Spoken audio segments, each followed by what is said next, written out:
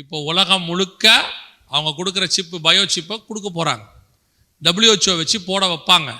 இப்போ அரசாங்கம் சொல்லும் இந்த சிப்பு போட்டவங்க தான் வெளியே வரணும், சிப்பு போட்டவங்க போடாதவங்க வெளியே வர கூடாது. இப்போ அதுக்கு முந்தின ஸ்டேஜில் தான் நம்ம நிற்கிறோம். அதுக்கு முந்தின ஸ்டேஜில் இனி காலம் கண்டிப்பாக செல்லாது. இந்த மே மாதத்துக்கு அப்புறத்துலேருந்து பேண்டமிக் பற்றி பேசுவாங்க. எல்லா பக்கம் உலகளாவிய 3rd World War ஸ்டார்ட் ஆகும். எல்லாமே செய்வாங்க. நாங்கள் சொல்லக்கூடியது உடனே நாளைக்கு நடக்கும் நாளன்னைக்கு நடக்கும்னு சொல்லலை. 2018 ஆண்டவர் சொன்னார் கொள்ளை நோய் ஒன்று வரப்போகுதுன்னு. எல்லா பக்கமும் சொல்லிக்கிட்டே வந்தோம். 2019 லாஸ்ட்டில் வந்துச்சு. இப்போவும் சொல்லிட்டு போகிறோம். ரொம்ப கேர்ஃபுல்லாக இருந்து கொள்ளுங்க. நீங்கள் நினைக்கிற மாதிரி இல்லை. நீங்கள் நினைக்கிற கொரோனாங்கிறதெல்லாம் உங்களுக்காக காட்டப்பட்ட சாம்பிள். இனி வரப்போகிறது தான் இன்னும் மோசமாக இருக்கும். ஆண்டவர் சொன்னபடி ஒரு அரசாங்கத்துக்கான வேலை முடிஞ்சிருச்சு, ஒரு மருத்துவம் ஓகே ஆயிடுச்சு, ஒரு லாங்குவேஜ் கொண்டாந்தாச்சு. நம்ம அத்தனை பேரையும் ஒரு கவர்மெண்ட்டு கீழே கொண்டு வரக்கூடிய வேலைகள் முடிஞ்சிருச்சு. இதே மாதிரி பண பரிமாற்றம் எல்லாமே முடிச்சிட்டாங்க. டிஜிட்டல் மணி எல்லாம் முடிச்சிருச்சு. கடைசியாக மிக முக்கியமான ஒரு விஷயம் இருக்குது. அதை மாத்திரம் சொல்லிட்டு நான் ஜெபம் பண்ணி முடிக்கிறேன். வாசிங்க. வெளிப்படுத்தின விசேஷம் 13ஆம் அதிகாரம் 15வது வசனத்தை வாசிங்க. 13:15 வாசிங்க. மேலும் அம்மிருகத்தின் சொரூபம் பேசத்தக்கதாகவும் மிருகத்தின் சொரூபத்தை வணங்காத யாவரையும் கொலை செய்யத்தக்கதாகவும் மிருகத்தின் சொரூபத்திற்கு ஆவியை கொடுக்கும்படி அதற்கு சத்துவம் கொடுக்கப்பட்டது. அதாவது world wide one God, one religion, ஒரே மதம். இப்போ நேபுகாத்நேச்சார் ஒரு சிலையை வச்சு எல்லாரையும் கும்பிட சொன்னார் தானே? அதே மாதிரி பார்வோன் சொன்னாரா? அதே மாதிரி மேதிய பெர்ஷியா கவர்மெண்ட்டில் சொன்னாங்க. தானியல்கிட்ட என்ன சொன்னாங்கன்னா, ரொம்ப அழகாக இருக்கும் அந்த வார்த்தை. மேதிய அந்த ராஜாவை தவிர வேற யாரை நோக்கியும் விண்ணப்பம் எடுக்கக்கூடாது. அவங்க அழகாக சொல்லுவாங்க, ராஜாவை தவிர வேற யாரை நோக்கியும் விண்ணப்பம், அதாவதுன்னா அவரை தவிர வேற யாரையும் அவங்க என்ன பண்ணக்கூடாது, கடவுளாக வணங்கக்கூடாதுன்னு அர்த்தம். One God. இதுதான் பாபிலோன்ல இருந்துச்சு. இப்போ கடைசி காலத்தில் ஒன் காட் கொண்டு வராங்க. ஏங்க இந்த காலத்தில் அது சாத்தியமா?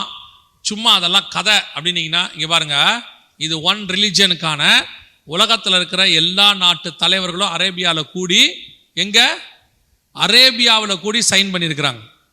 இது ஒன் வேர்ல்டுக்காக, ஒன் வேர்ல்டு காடு. இப்போ நீங்கள் பார்க்க போகிறது வெளிப்படுத்தல் 13:15 சொன்ன ஒரு கடவுளை பார்க்க போறீங்க. இப்போ அந்த கடவுள் எப்படி இருக்கும் அப்படின்னு கேட்டிங்கன்னா, நம்மளை பொறுத்த வரைக்கும் கடவுள் நமக்கு அகைன்ஸ்ட், ஆன்டி கிரைஸ்ட் வரப்போறான் அப்படின்னா நம்ம மைண்டில் ஒன்று இருக்கு, அவராக இருப்பார், இவராக இருப்பார், அந்த மதமாக இருக்கும், இந்த மதமாக இருக்கும்னு. ஆனால் பைபிள் அப்படி சொல்லலை. நியூ ரிலீஜியன் வரும்னு சொல்லுது. புது மதம் ஒன்று உலகத்துக்குள்ள வரும். வாசிங்க. தானியேல் புஸ்தகம் 11ஆம் அதிகாரம் 37வது வசனத்தை வாசிங்க. 11:37. அவன் தன் பிதாக்களின் தேவர்களை மதியாமலும். நல்லா கவனிங்க. பிதாக்களின் தேவர்கள்னா புரிஞ்சுக்கோங்க, இதுக்கு முன்னாடி இருக்கிற எந்த கடவுள், ஏன்னா எல்லாமே பிதாக்கள் கடவுள் முன்னாடி உள்ளது.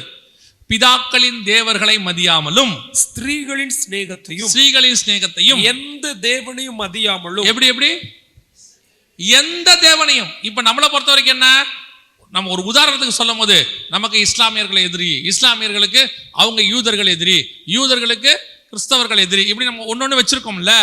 ஆனா வரப்போற காடு எந்த மதத்திலையும் இருக்க மாட்டான். வரப்போற காடுன்னு சொல்றவன் எந்த தேவனையும் மதியாமலும். நம்ம நினைச்சுக்கிறோம், ஓ ஒன்லி கிறிஸ்டியனுக்கு மட்டும் தான் எதிர்ப்பு. இல்ல, அவன் எந்த தேவனையுமே மதிக்க மாட்டான். எந்த தேவனை மதியாமலும் எல்லாவற்றிற்கும் தன்னை பெரியவனாக்கி அரண்களின் தேவனை தன் ஸ்தானத்திலே கனம் பண்ணி தன் பிதாக்கள் அறியாத ஒரு தேவனை பொன்னினாலும். அப்ப நியூ காட், தன் பிதாக்கள் அறியாத ஒரு காட், அறியாத ஒரு தேவன். அப்பனா வரப்போற கடவுள் எப்படி இருக்க போது? New God. இதுவரைக்கும் நீங்க பார்க்காத கடவுள், இதுவரைக்கும் ஜனங்கள் வழிபடாத கடவுள், எந்த ரிலீஜியஸ்லயும் இல்லாத கடவுள், எல்லாவற்றுக்கும் பெருசா இருக்கிற ஒரு காடை கொண்டு வர போறான். அந்த காடு எப்படி இருக்கும்னு கேட்டீங்கன்னா, வெளிப்படுத்தல் 13:15 சொல்லுது, மேலும் அந்த அரசாங்கம் மிருகத்தின் முத்திரை, அதாவது மேலும் அந்த மிருகத்தின் சொரூபம், அந்த கவர்மெண்ட் கொண்டு வரக்கூடிய, அந்த அந்திகிறிஸ்து கொண்டு வரக்கூடியதான அந்த சிலை எப்படி இருக்குமா பார்க்கும். வசனம் சொல்லுது, அந்த மேலும் அம்மிருகத்தின் சொரூபம் பேசத்தக்கதாகவும் தன்னை வணங்காத யாவரையும் கொலை செய்யத்தக்கதாகவும் மிருகத்தின் சொரூபத்திற்கு ஆவியை கொடுக்கும்படி. என்ன வசனம் பாருங்க! இந்த வசனம் இன்னைக்கு நேத்து எழுதுனதில்ல, 1900 வருஷத்துக்கு முன்னாடி பத்மு தீவில யோவானுக்கு கொடுத்தது. இன்னைக்கு நம்ம கண்ணுக்கு முன்னாடி, நான் சொல்றது 2020 இருந்து 24க்குள்ள நம்ம கண்ணுக்கு முன்னாடி அந்த கடவுள் ரெடியா இருக்கு. இதுதான் அந்த கடவுள், நல்லா கவனிங்க. இதுதான் அந்த நியூ காட். இப்ப கொண்டாந்தாச்சு, இப்ப ரெடியா இருக்குது. இதுக்கு பேர் தான் ஆர்டிபிஷியல் இன்டெலிஜென்ஸ் காட். இந்த கொண்டாந்துருக்கான் பாருங்க, இதுதான் நியூ காட், வேர்ல்டு வைட். இப்ப என்ன செஞ்சிருக்கிறான்னு கேட்டீங்கன்னா, ஆர்டிபிஷியல் இன்டெலிஜென்ஸ் உள்ள காடுக்கு அவன் உருவம் கொடுத்தாச்சு. ஒரு 10 நிமிஷம் நான் சொல்றதை நல்லா கவனிங்க. நம்ம எவ்வளவு டேஞ்சரான இடத்துல இருக்கணும்னு உங்களுக்கு சொல்றேன். இந்த ஆர்டிபிஷியல் இன்டெலிஜென்ஸ் காட்னா என்னன்னு கேட்டா, இப்ப இருக்கிற எல்லா கடவுளுக்கும் இந்த கடவுளுக்கும் என்ன வித்தியாசம்? இப்போ புறஜாதியார் நம்மளை விட்டுருங்க. புறஜாதியார் தங்கள் கடவுளுக்கிட்ட போகும்போது அவங்க போய் தங்கள் குறைகளை சொல்றாங்க. அந்த கடவுள் கேக்குதா? ஆனா கேக்குதுன்னு அவங்க நம்புறாங்க. பதில் கொடுக்குதா? இல்ல, பதில் கொடுக்கும்னு நம்புறாங்க. அவ்வளவுதான். அவங்க கடவுள் பேசுனதை அவங்க பார்க்கல, பதில் கொடுக்கறத அவங்க கேட்கல, பார்க்கவும் இல்லை கேட்கவும் இல்லை. ஆனா இந்த ஆர்டிபிஷியல் இன்டெலிஜென்ஸ் காட் இருக்கு பாத்தீங்கன்னா, ஆர்டிபிஷியல் இன்டெலிஜென்ஸ் என்ன? செயற்கை நுண்ணறிவு. இந்த செயற்கை நுண்ணறிவுனா என்ன? இப்போ உங்களுக்கும் எனக்கும் மூளைன்னு ஒன்று இருக்கு, நம்புங்க, இருக்கு, சரியா? அப்ப அந்த மூளையில எவ்வளவு யூஸ் பண்றோம்? உலகத்திலேயே அதிகமா மூளையை யூஸ் பண்ண ஒரே சயின்டிஸ்ட் இருக்கிறார், ஆல்பர்ட் ஐன்ஸ்டீன் பேரு. அவர் தன்னுடைய மூளையில 12% யூஸ் பண்ணியிருக்கிறாராமா. அவர் தான் அதிகமா யூஸ் பண்ணவர். நாமெல்லாம் 6 இருந்து 10% தான். 6 தான் அதிகம். கொஞ்சம் சயின்டிஸ்ட் எல்லாம் 6 இருந்து 8, 9 அப்படின்னு யூஸ் பண்றாங்க. ஆல்பர்ட் ஐன்ஸ்டீன் தான் 12% யூஸ் பண்ணது. ஒரு சிலர்லாம் யூஸ் பண்றதே இல்லை, புதுசா வச்சிருக்கான், பல இருக்கு, அவனை விட்டுருவான், சரியா? அப்போ இந்த மூளையை நம்ம 12% யூஸ் பண்றோம். ஆல்பர்ட் ஐன்ஸ்டீன், நம்ம ஒரு 6%. இப்ப கவனிங்க, நான் உங்களை ஒரு கேள்வி கேட்கிறேன், பதில் சொல்லுங்க. பைபிள் படிச்சிருக்கீங்களா? சீக்கிரம் சொல்லுங்க, டைம் இல்லை. படிச்சிருக்கீங்களா? ஒரு தடவையாவது ஃபுல்லா படிச்சிட்டீங்களா? எத்தனை பேர் படிச்சிருக்கீங்க ஃபுல்லா பைபிள்? நல்லா கை தூக்குங்க. ஓகே, முழு பைபிள் ஞாபகத்தில் இருக்கா? என்ன பைபிள் ஞாபகத்தில் இல்லைன்ட்டீங்க? இல்லையா? சரி, 119ஆம் சங்கீதம் மட்டுமா ஞாபகத்தில் இருக்குதா? முழுசா ஒரு அதிகாரம் இல்லையா? அப்ப என்ன படிச்சோம் எதுவுமே நம்ம மைண்ட்ல. சரி, அதை விட்டுருங்க. எவ்வளவு புக்ஸ் எல்லாம் படிச்சிருக்கிறோம்? ஸ்கூல் புக்கு, பேப்பரு எல்லாம் படிச்சிருக்கோமா? எல்லாம் ஞாபகத்தில் இருக்கா? எதுவுமே இல்லை, ஏதோ 1, 2 இருக்குது, அவ்வளவுதானே.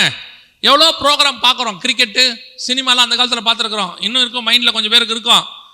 அப்போ நமக்கு தேவையான கொஞ்சம் விஷயம் மைண்டில் இருக்கு, பெரும்பாலான விஷயம் இல்லை.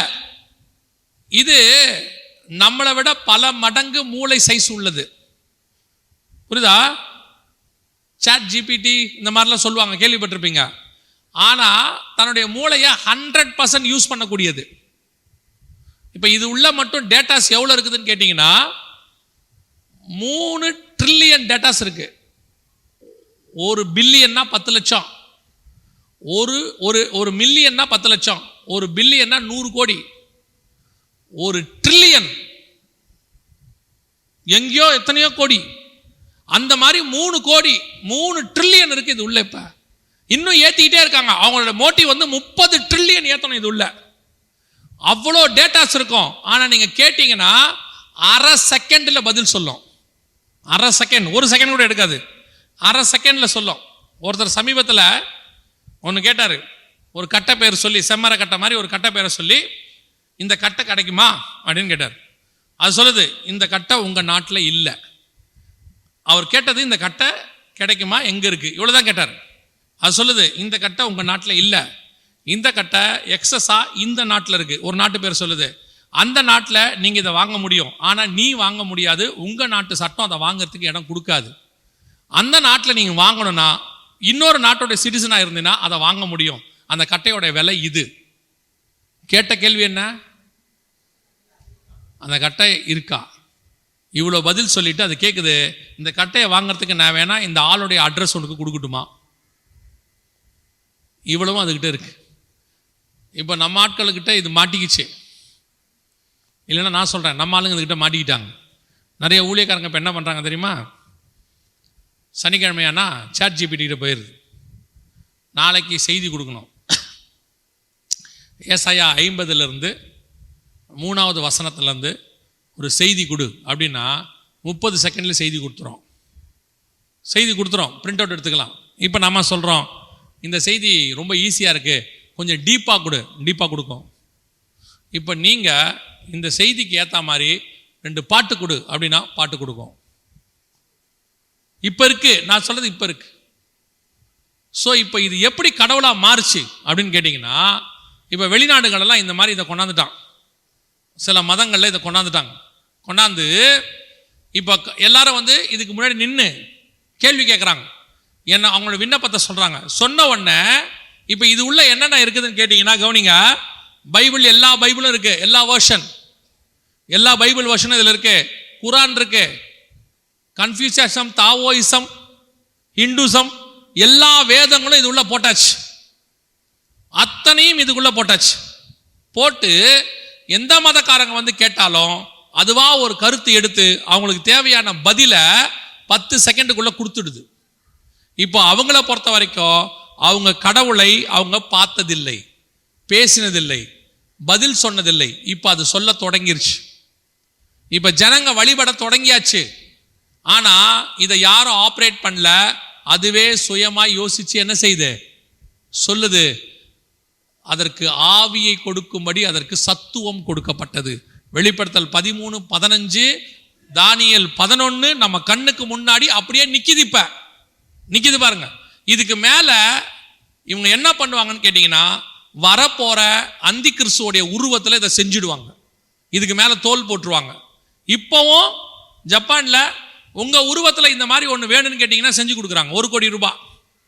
ஆனா மினிமம் அது, இன்னும் நீங்க எக்ஸ்டெண்ட் பண்ணா இன்னும் அதிகம் வாங்கணும். இப்போ காட் ரெடியா இருக்குது, வேதத்தில் சொன்னபடி எல்லாமே பக்கா. இப்போ என்ன பண்ணுவாங்க, ஒரு சர்வாதிகாரி வருவான், உலகம் முழுக்க ஆட்சி பண்ணும்போது அவனுடைய உருவத்தில் இந்த ஆர்டிபிஷியல் இன்டெலிஜென்ஸ் காடை எல்லா இடத்துக்கும் கொண்டு வர போறாங்க. இப்போ வந்துருச்சு, கேரளாவில் டீச்சரா மாத்திட்டாங்க, கேரளா டீச்சர் ஆயிருச்சு, இப்போ ஒவ்வொரு இடமா போகுது.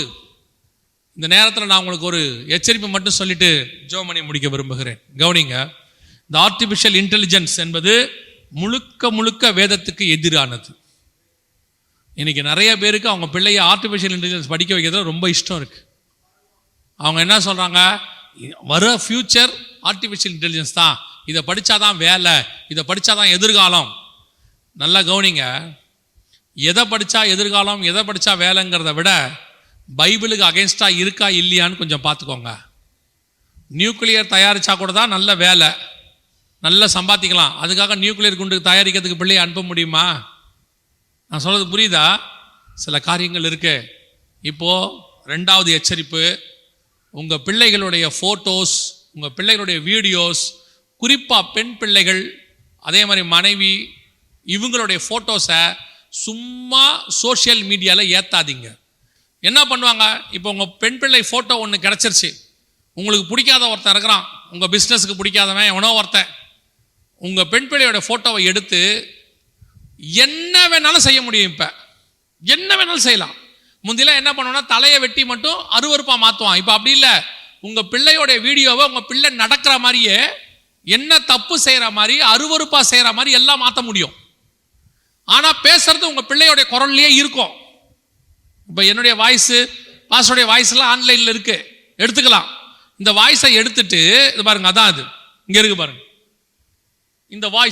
இந்த வாய்ஸை எடுத்துட்டு இப்ப அவர் பேசுற மாதிரியே சினிமா பாட்டு பாட வைக்க முடியும். நான் சொல்றது உங்களுக்கு புரியுதா?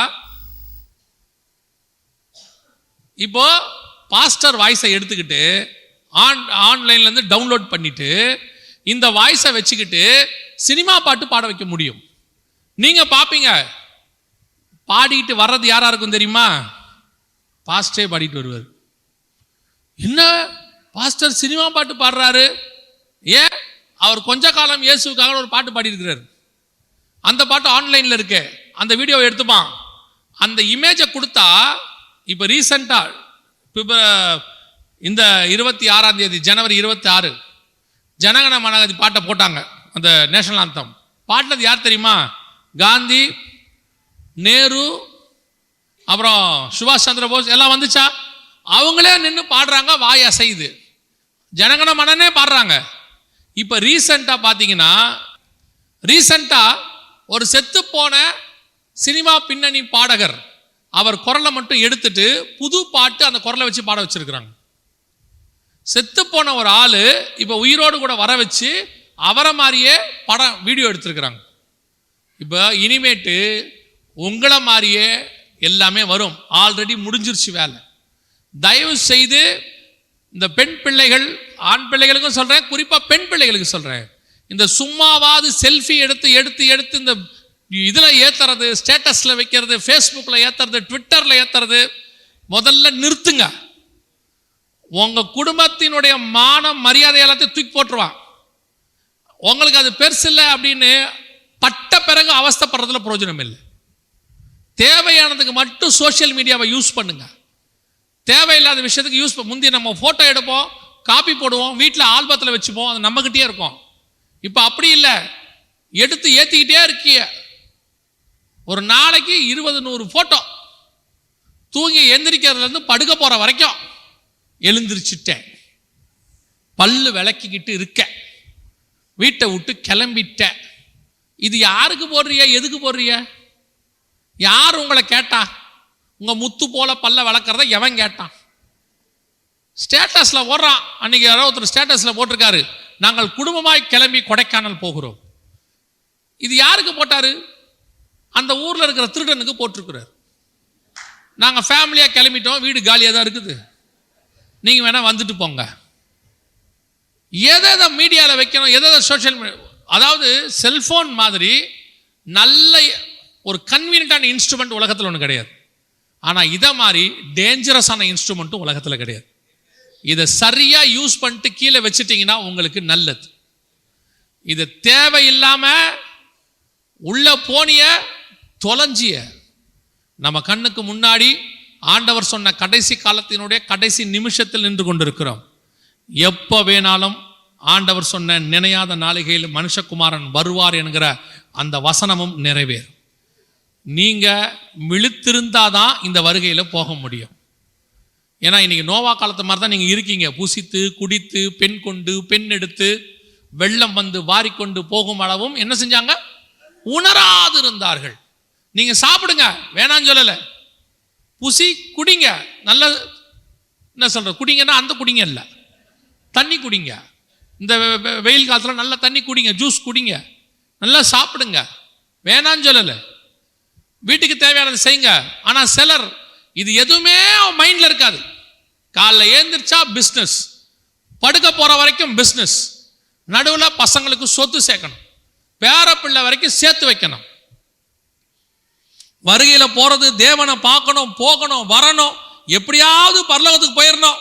கொஞ்சம் கூட ஏற மாட்டேங்குது. உங்களுக்கு எச்சரிப்பு தான் கொடுக்கப்படுது. பரலோக ராஜ்யம் கெஞ்சி கூட்டு போற இடம் இல்ல. நான் சொல்றது புரியுதா? ஏதோ பரலோக ராஜ்யம் ஆளே இல்ல, தயவு செஞ்சு வந்துருங்கன்னு கூப்பிடுற இடம் கிடையாது. பரலோக ராஜ்யம் ஒருவரும் சேரக்கூடாத ஒளியிலே வாசம் பண்ணக்கூடிய தேவன் இருக்கிற இடம். பிடித்து கொண்டால் உங்களுக்கு நல்லது. ஒரே வாய்ப்பு, ஒரே சான்ஸ். அதுக்கப்புறம் நீங்கள் எதிர்பார்க்காத மிகப்பெரிய காரியங்கள் பூமியில் நடக்க போகுது. அவைகளுக்கு தப்பி மனுஷகுமாரனுக்கு முன்பாக நிற்கும்படி கர்த்தர் உங்களுக்கு அழைப்பு கொடுக்கிறார். இனி காலம் கண்டிப்பாக செல்லாது. ஆண்டவர் வெகு சீக்கிரத்தில் வரப்போறார். நம்ம போன வருஷம் வந்து சொன்னதை விட இந்த வருஷம் இன்னும் அதிகமான காரியங்கள் நடந்துருச்சு. எங்க இஸ்ரேல் ஹமாஸ் யுத்தம் இன்னைக்கு பெரிய அளவில் போயிட்டே இருக்குது. உலகம் முழுக்க காரியங்கள் நடக்குது. போன வருஷம் சொன்னதுல பாதி நடந்துருச்சு. ப்ராஃபஸி சொல்லலை, ஆண்டவர் சொன்னது நடந்துருச்சு. இந்த வருஷம் இன்னும் மோசமாக போகும். கேர்ஃபுல்லா இருந்து கொள்ளுங்க. வெகு சீக்கிரத்தில் நம்முடைய ஆண்டவர் வரப்போகிறார். அல்லேலூயா.